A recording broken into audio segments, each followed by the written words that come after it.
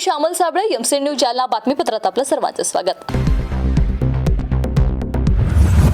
या बातमीपत्राचे प्रायोजक आहेत संजीवनी मल्टी स्पेशालिटी हॉस्पिटल, आपल्या आरोग्याची संजीवनी, the skill to heal, the speed to care. आता बातम्या सविस्तर। जालना जिल्ह्यातील भोकरदन येथे 1 जानेवारीला भीषण अपघात झाला। रात्री 11:30 वाजेच्या सुमारास झालेल्या अपघातामध्ये दोन्ही वाहन पूर्णतः जळून खाक झालेत। दिनांक 1 जानेवारी 2026 वार गुरुवार रोजी रात्री 11:30 वाजेच्या सुमारास जालना जिल्ह्यातील भोकरदन येथे भोकरदन ते सिल्लोड या मुख्य मार्गावर हॉटेल 21 समोर 4 चाकी कार पांढऱ्या रंगाची उभी होती। कार चालक हा हॉटेलमध्ये काहीतरी पार्सल आणण्यासाठी गेला होता। ही कार रोडच्या एका साईडला उभी होती। त्याच वेळेस जालन्यावरून भोकरदन येथून सिल्लोडच्या दिशेने सुकलेले लाकडं घेऊन जाणारा ट्रक हा भरधाव वेगाने आला। यावेळी ट्रक चालकाने ट्रकवरील नियंत्रण सुटले आणि ट्रक हा थेट उभ्या असलेल्या कारवर जाऊन धडकला। हा अपघाताचा क्षण पूर्ण हॉटेलच्या सीसीटीव्ही कॅमेऱ्यात कैद झाला आहे। काही क्षणात हा भीषण अपघात झाला व ट्रकमध्ये असलेल्या ट्रक चालकाने प्रसंग सावधानता राखत ट्रकमधून उडी मारली व बाहेर पडला।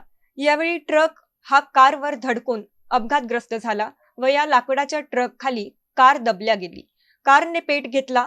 यात दोन्ही वाहने काही क्षणात पेटली। ही घटना त्या ठिकाणी उपस्थित असलेल्या काही नागरिकांनी पाहिली। दोन्ही वाहनांची आग विझवण्याचा प्रयत्न केला, मात्र आग विझू शकली नाही।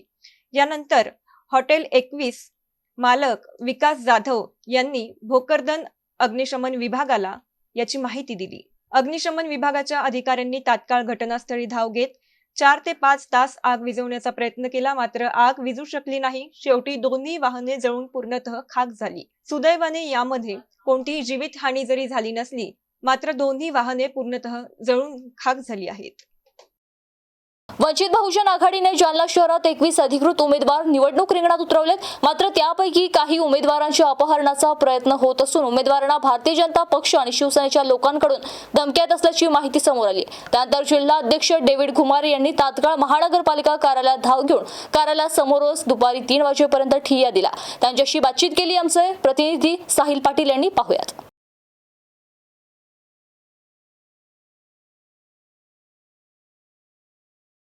जालना महापालिकेच्या निवडणूक रिंगणात जे उमेदवार उतरले होते त्यांना अर्ज घेण्याची अंतिम मुदत आज दुपारी 3 वाजेपर्यंत होती आणि आता वेळ होऊन गेलेली आहे। आता थोड्याच वेळात दरवाजा बंद होईल। मात्र हे होत असताना जालना शहरातील वंचित बहुजन आघाडीने काही उमेदवार रिंगणात उतरवलेले आहेत। यांच्यापैकी काही उमेदवारांना शिवसेना आणि भारतीय जनता पक्षाच्या उमेदवारांकडून धमक्या येत असल्याचं समोर आले। आपल्यासोबत वंचित बहुजन आघाडीचे जिल्हाध्यक्ष आहेत डेव्हिड घुमारे, आपण त्यांच्याकडूनच जाणून घेऊ नेमका प्रकार काय। मला सांगा, आज अर्ज वापस घ्यायची शेवटची तारीख होती, मात्र यातच तुमच्या लोकांना धमक्या आल्याचं समजतंय। कोणाला धमक्या आल्यात आणि कोण धमक्या देत? माझ्या अनेक उमेदवारांना त्या ठिकाणी धमक्या आल्या, त्यापैकी 5, 10 आणि 15 मध्ये माझ्या उमेदवाराला त्या ठिकाणी धमक्या आलेल्या आहेत। आम्ही सविस्तर चर्चा करून आमचे फोन रेकॉर्ड तपासून त्या ठिकाणी आम्ही त्या पोलीस स्टेशनला त्यांच्या संदर्भामध्ये कंप्लेन करणार आहोत। परंतु या माध्यमातून मी फक्त आपल्याला एवढंच विनंती करतो की ही फक्त सुरुवात आहे। उमेदवारांना धमकवण्याची, त्यांना घरामध्ये बसायला लावण्याची जी दंडेशाही इथल्या बीजेपी आणि सेनेनं आणि काँग्रेसनं लावलेली आहे, त्यांना मी आवाहन करतो की तुम्हाला जर जनतेचा जनार्दन असेल तर तुम्ही फ्री अँड फेअर इलेक्शन त्या ठिकाणी करा। या धमक्यांना आणि लोकांना दम देणाऱ्या लोकांना आवरा, कारण हे इलेक्शन जनतेचं इलेक्शन आहे। जनतेला फ्री आणि फेअर इलेक्शन मध्ये मतदान करण्यासाठी स्वतंत्रता द्या, कारण दबावाखाली इथे या ठिकाणी सेना आणि बीजेपी दबाव आणण्याची दाट शक्यता नाकारता येत नाही।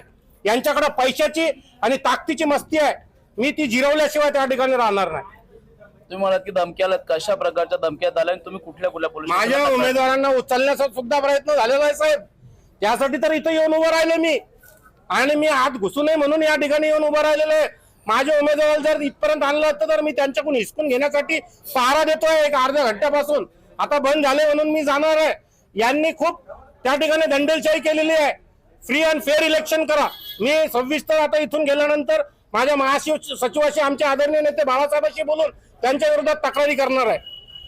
तुम्ही उल्लेख केला की तुम्ही बराच वेळच इथं बसून, तुम्ही केव्हा आलात होतात आणि कोणत्या उमेदवाराला उचलून नेण्याचा प्रयत्न झालाय? अनेक उमेदवारांना झालेला आहे साहेब, मी तुम्हाला सविस्तर सांगतो। आता गडबड आहे, माझ्या उमेदवारांना या ठिकाणी आज जाऊ नये म्हणून या ठिकाणी मी पहारा देण्यासाठी आलेलो आहे। इथे जे प्रशासन आहे यांना मी आवाहन करतो की या राजकीय पक्षाच्या दबावाला बळी न पडता हे इलेक्शन जनतेचं आहे, फ्री अँड फेअर इलेक्शन करा। एकंदरीत प्रशासनानं राजकीय पक्षाच्या कार्यकर्त्यांना पदाधिकाऱ्यांना बळी न पडता फेअर इलेक्शन करावेत अशी मागणी वंचित बहुजन आघाडीच्या वतीनं करण्यात आलेली आहे. Sahil Patil, MC news, Jalna. जालन्यात 12,79,980 रुपये किमतीचा मानवी आरोग्यास घातक असलेला प्रतिबंधित गुटखा जप्त करण्यात आला. जालना स्थानिक गुन्हे शाखेनं ही कारवाई केली आहे. या कारवाईत गुटख्यासह गुन्हा करण्यासाठी वापरलेले वाहन असा एकूण 19,79,980 रुपये किमतीचा मुद्देमाल पोलिसांनी जप्त केलाय. जाफराबाद येथील टेंभुर्णी रोडवर टाटा 407 वाहनामधून प्रतिबंधित गुटख्याची वाहतूक होत असल्याची गुप्त माहिती स्थानिक गुन्हे शाखेच्या पोलिसांना मिळाली होती. त्या माहितीच्या आधारे पोलिसांनी जाफराबाद येथील टेंभुर्णी रोडवर सापळा रचला. दरम्यान टाटा 407 वाहन क्रमांक MH17T6891 पोलिसांना दिसताच त्यास थांबवण्यात आले. वाहन चालकाकडे चौकशी केली असता तो वाहनामधून गुटख्याची वाहतूक करत असल्याची कबुली दिली. त्यानंतर पोलिसांनी वाहनाची झडती घेतली असता मानवी आरोग्यास घातक असलेला प्रतिबंधित गुटखा आढळून आला.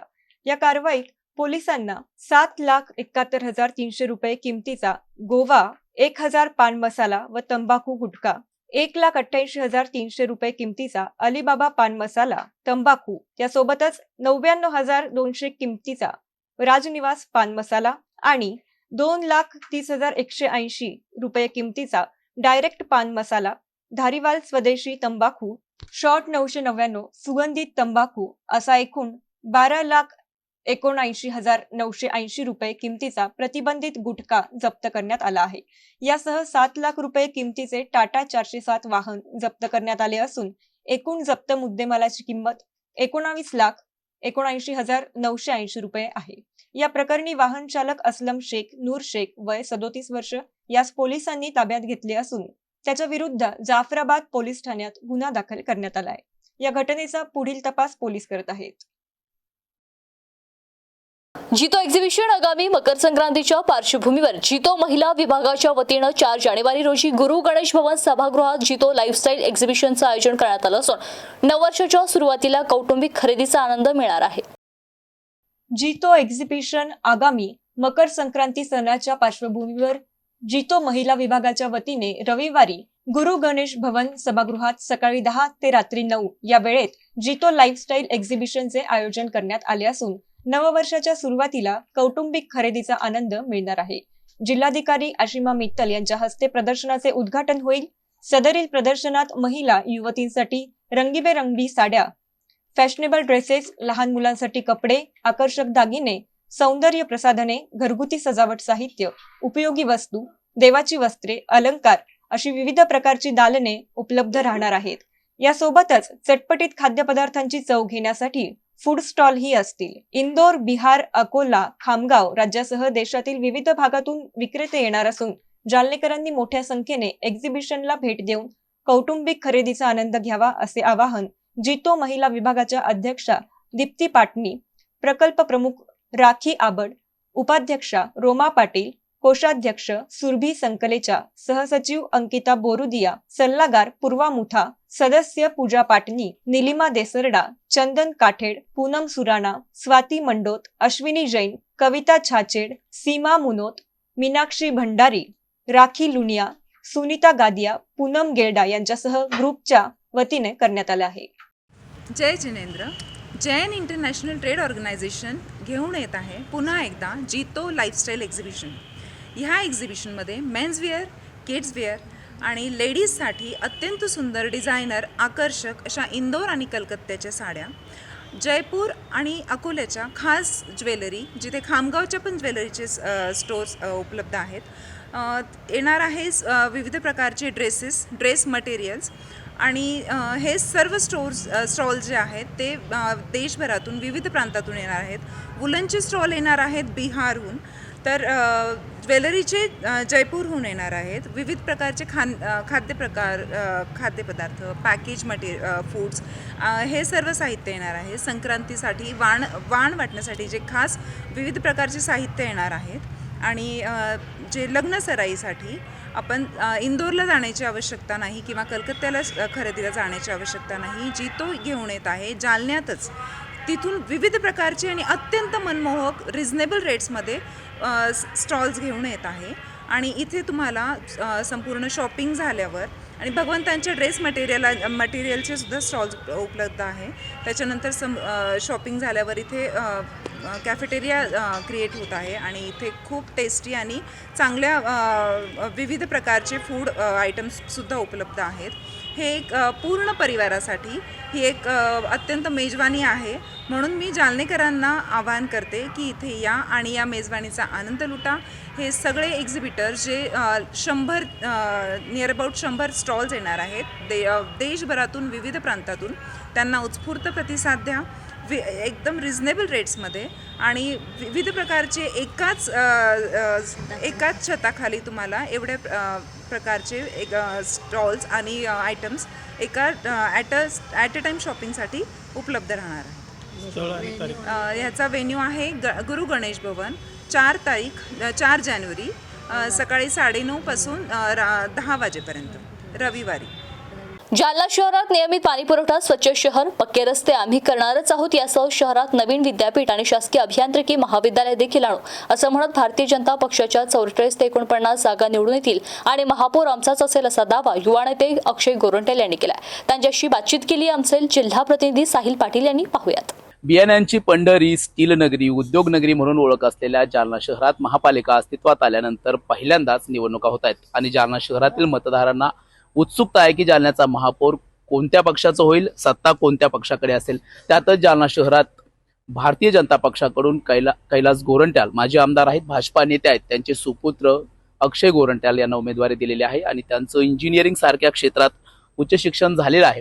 ते आता रिंगणात आहेत. आपण त्यांच्याकडून जाणून घेऊया की ते जालन्याचं सोशल इंजिनिअरिंग कसं करणार आहेत. सर, खरं तर तुम्ही आता पहिल्यांदाच महापालिकेच्या निवडणुकीला सामोरं जातात. शिक्षण इंजिनिअरिंग सारख्या क्षेत्रात झालेलं आहे. असं असताना नोकरी व्यवसाय करण्याऐवजी आपण राजकारणात पाऊल ठेवतायत. या मागे कोणता उद्देश आहे? बघा, सर्वप्रथम मी एवढंच आपल्याला बोलू इच्छितो की जेव्हा मी शिक्षणासाठी बाहेर होतो तेव्हा लोक मला विचारायचे, अरे तू भाई तू कहाँ से आहे? मी बोलायचं अरे मी जालन्यातून आहे. मग ते बोलायचं अरे जालना का पे आता है? ते मला खूप चुभायचं आणि एवढं चुभायचं मी त्या दिवशी ठरवलं की जालन्याला एवढं डेव्हलप करायचं, एवढं मोठा करायचं की पुढच्या पिढीला कोणी हे प्रश्न विचारायला पाहिजे नाही, उलटा त्यांना बोललं पाहिजे अरे जालना से, अरे भाई मैं कल आता. म्हणजे जालन्याचं नाव आपल्याला मोठा करायचं आणि जालन्याचा विकास एवढा मोठा करायचा. या उद्देशाने मी राजकारणात आलोय आणि त्यानंतर मी जसं बघतोय माझ्या लहानपणीपासून की माझे वडिलांची सतत समाजासाठी, जालन्यासाठी, तेव्हा जालन्यात येणारे प्रत्येक माणसासाठी एक धावपळ चालू आहे. आणि समाजाचा अर्थ हे नाही की प्रत्येक हेच समाज तेच समाज. समाजाचा अर्थ आहे पूर्ण जालना आणि हे पूर्ण जालनाच माझा कुटुंब म्हणून मी मानलेलं आहे. तर कुटुंब याने जालना हे माझ्यासाठी आहे. तर ह्याचं डेव्हलपमेंट जे आहे हे माझा मूल उद्देश आहे. आज तुम्ही नुकतंच बोललात की कुटुंब म्हणून तुम्ही जालन्याकडे पाहतात. उद्या अर्थातच जर महापौर भाजपचा असाल तर कुटुंब प्रमुख म्हणून या शहरासाठी कुठलं विजन घेऊन तुम्ही लोकात जातायत? बघा, माझा सर्वप्रथम विजनचे लेयर्स आहे. विजनचे लेयर्स बेसिक इन्फ्रास्ट्रक्चर डेव्हलपमेंट म्हणजे रोड, लाईट, नाली हे तुमचं बेसिक झालं. त्यानंतर इन्स्टिट्यूशनल डेव्हलपमेंट, अर्थात जसं गव्हर्नमेंट मेडिकल कॉलेज आम्ही आणलं तसंच गव्हर्नमेंट इंजिनिअरिंग विद्यापीठ आणायचं आपल्याला भविष्यात, ते झालं इन्स्टिट्यूशनल डेव्हलपमेंट. त्यानंतर झालं तुमचं एक स्पेशल झोन वाईज डेव्हलपमेंट म्हणजे आपले बिझनेस वेगळे वेगळे झोन्स. MIDC आहे खूप मोठी, स्टील इंडस्ट्री आहे, त्यांना कसं आपण इलेक्ट्रिक सबसिडी आणू शकतो. त्यांचा सर्वात मोठा कॉस्ट इलेक्ट्रिक कॉस्ट आहे, ते कमी करू. मग त्याच्याने त्यांचं उत्पन्न वाढतो, बेसिक मार्केटमध्ये पैसा जास्त रोटेट होतो आणि ह्याच्याने जालन्याचं सोशल इकॉनॉमिक डेव्हलपमेंट एक वाढतो. तसंच आता ही जी महापालिका आहे ही बेसिक इन्फ्रास्ट्रक्चरवर बेस्ड आहे. म्हणजे तुमचं बेस लेअर हे जेवढं स्ट्रॉंग असेल वरची लेअर तेवढी स्ट्रॉंग असणार. तर या विजनमध्ये मी आपल्याला हे बोलू इच्छितो की एक डेली वॉटर आम्ही प्रोव्हाइड करणार. कसं? कारण जालना जायकवाडीने माझ्या वडिलांनी पाईपलाईन जी केली होती त्यांचे मागचे आमदारकीचे कार्यकाळात 2009 ते 14 मध्ये त्याच्याने जालन्याला पाणी आलं. त्यानंतर माझे आई आणि वडील दोघांनी जालना इंटरनल पाईपलाईन डिस्ट्रीब्युशन आम्ही आणलं होतं, त्याच्याने चौकातला पाणी दारापर्यंत आम्ही पोहोचवलं. तसंच आमचे जायकवाडीने आम्ही तकरीबन 60 to 65 मिनिटपर्यंत आपण पाणी उचलू शकतो, परंतु आपली फिल्टरिंग कॅपॅसिटी कमी. तर मागच्या कार्यकाळात माझ्या वडिलांचे तेव्हा दानवे साहेबांचे मागच्या खासदारकीचे कार्यकाळात आम्ही वॉटर ट्रीटमेंट प्लांट आणलं होतं. म्हणजे 35 MLDचं एक अंबड शहागडमध्ये मत्स्यधरी माता मंदिरच्या मागे आणि 15 MLDचं आपले जुन्या MIDC मध्ये. तर आपली फिल्टरिंग कॅपॅसिटी वाढली.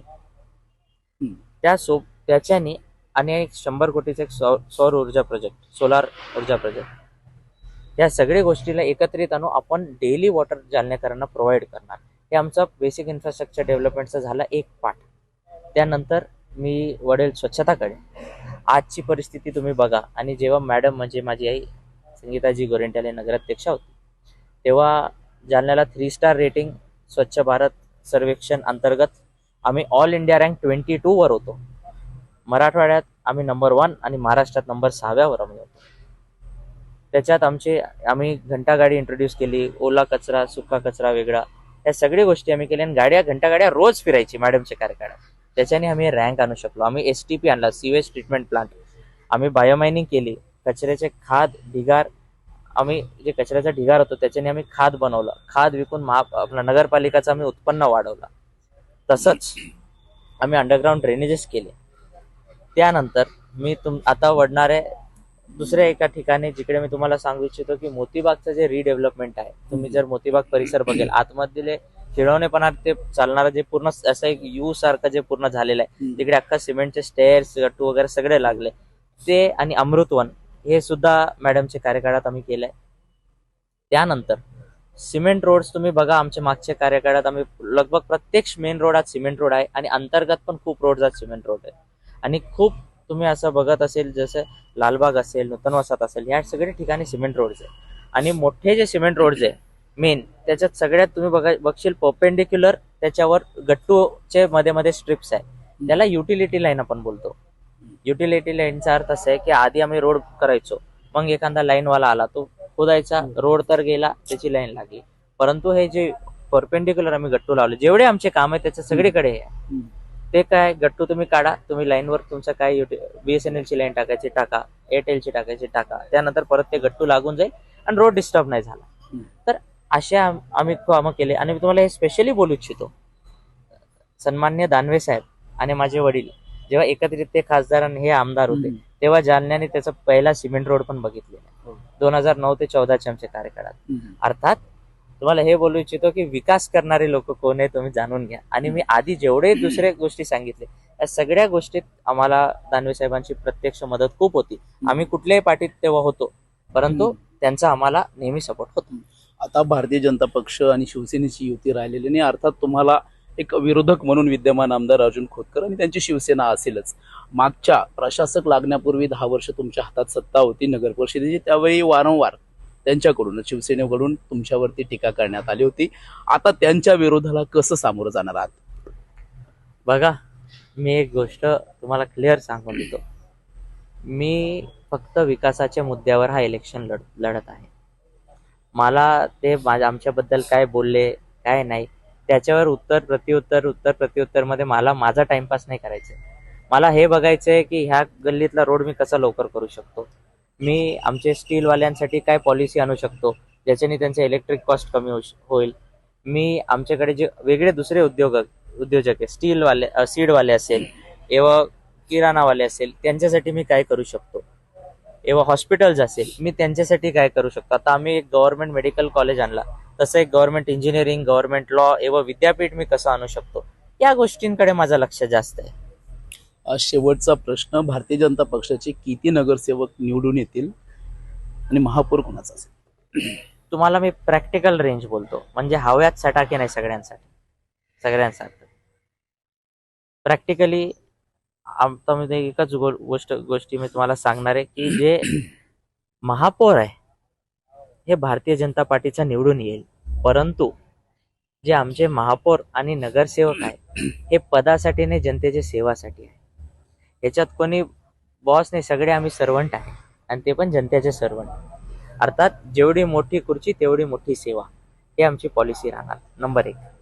नंबर 2, जर तुम्ही प्रॅक्टिकली इलेक्शन जर तुम्हाला लढायचं असेल तर टोटल 65 सीट्स आहे.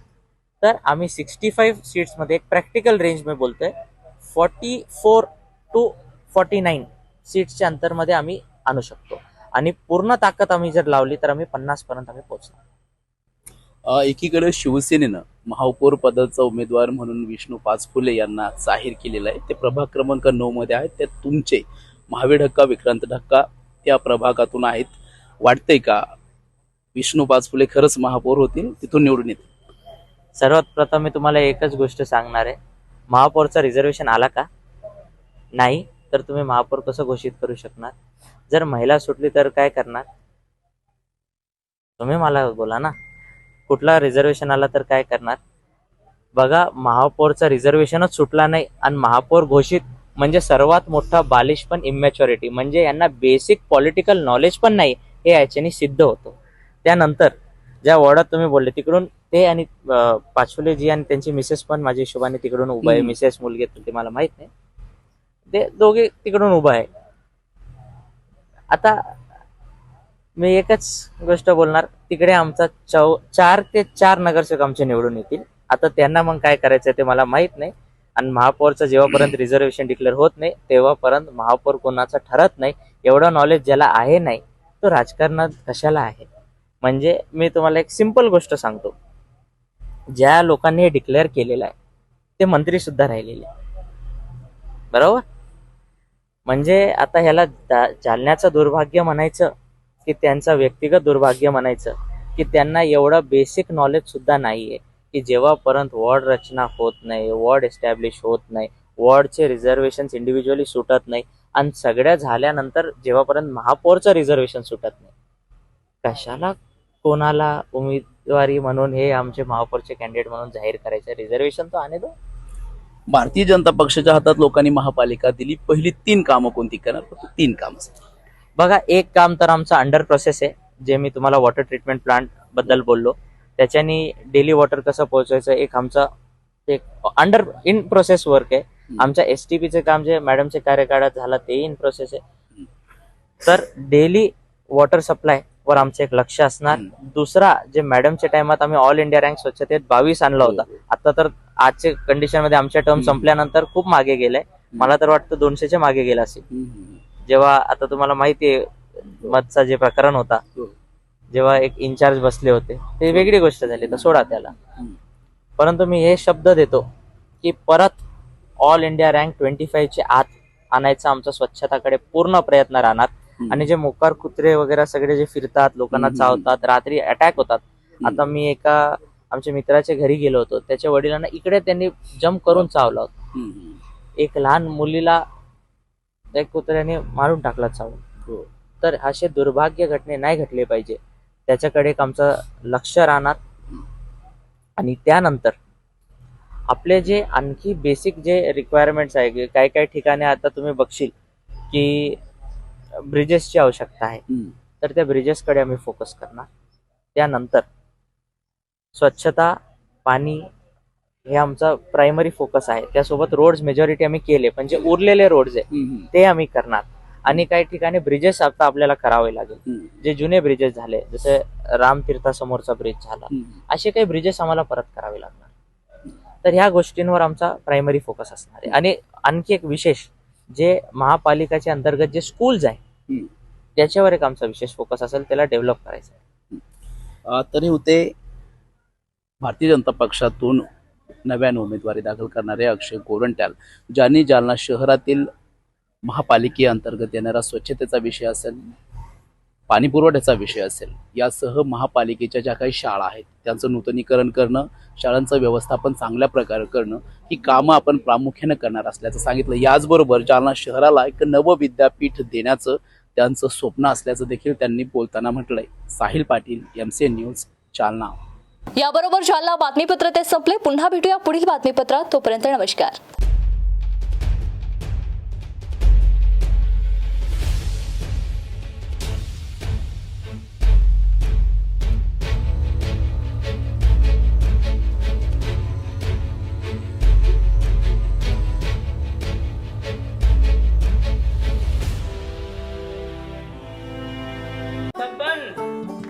आपको कलेक्टर साहिबा के हाथों से इनामी घर मिल रहा है।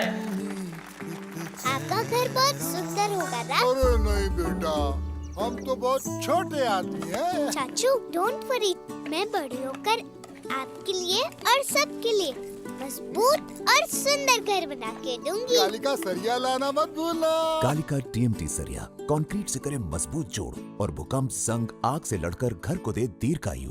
कालिका सरिया मैं भूली नहीं। बेटिया आप करेक्टर। कालिका TMT, फैसला जो मजबूत हो। संजीवनी मल्टी स्पेशालिटी हॉस्पिटल, ऋषी park, Ambar चौफुली, Jalna.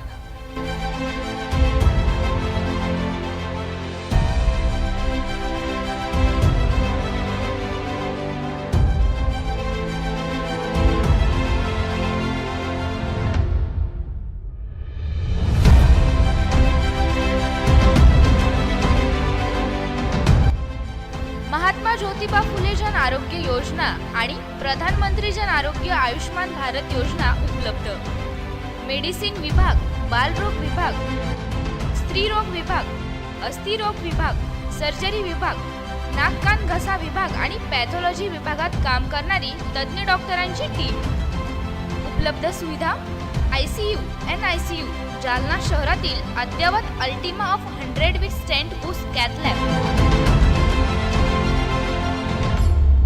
Modular operation theatre, dialysis विभाग, cardiac care unit CCU, angiography सुविधा, एंजिओप्लास्टी सुविधा, 24 तास अत्यावश्यक सेवा आणि कार्डियक ॲम्ब्युलन्स उपलब्ध।